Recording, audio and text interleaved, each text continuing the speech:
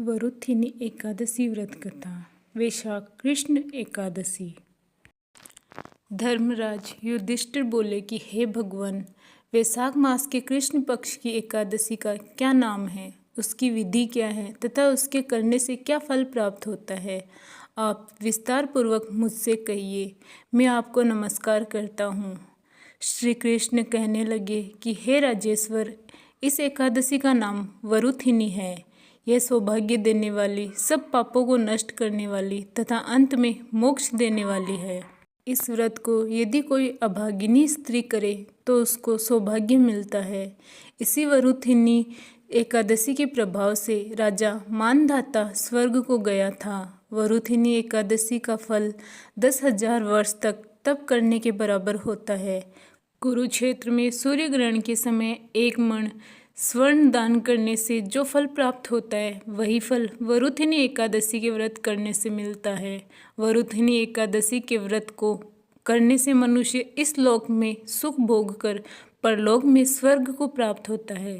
शास्त्रों में कहा गया है कि हाथी का दान घोड़े के दान से श्रेष्ठ है।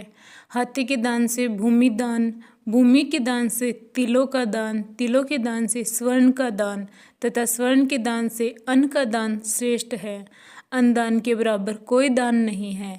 अन्न दान से देवता, पितर और मनुष्य तीनों तृप्त हो जाते हैं। शास्त्रों में इसको कन्यादान के बराबर माना है। वरुथिनी एकादशी के व्रत से अन्नदान तथा कन्यादान दोनों के बराबर फल मिलता है। जो मनुष्य लोभ के वश होकर कन्या का धन लेते हैं, वे प्रलय काल तक नरक में वास करते हैं या उनको अगले जन्म में बिलाव का जन्म लेना पड़ता है। जो मनुष्य प्रेम एवं धन सहित कन्या का दान करते हैं, उनके पुण्य को चित्रगुप्त भी लिखने में असमर्थ है। उनको कन्यादान का फल मिलता है। वरुथिनी एकादशी का व्रत करने वालों को दशमी के दिन निम्न वस्तुओं का त्याग करना चाहिए। कांसे के बर्तन में भोजन करना, मांस, मसूर की दाल, चने का साग, कोदो का साग, मधु, दूसरे का अंत, दूसरी बार भोजन करना एवं स्त्री प्रसंग। व्रत वाले दिन जुआ नहीं खेलना चाहिए। उस दिन पान खाना, दातुन करना, दूसरे की निंदा करना तथा चुगली करना एवं पापी मनुष्य के साथ बातचीत सब त्याग देना चाहिए। उस दिन क्रोध, मिथ्या भाषण का त्याग करना चाहिए। इस व्रत में नमक, तेल अथवा अन्न वर्जित है। हे राजन, जो मनुष्य विधिवत इस एकादशी को करते हैं, उनको स्वर्ग लोक की प्राप्ति होती है।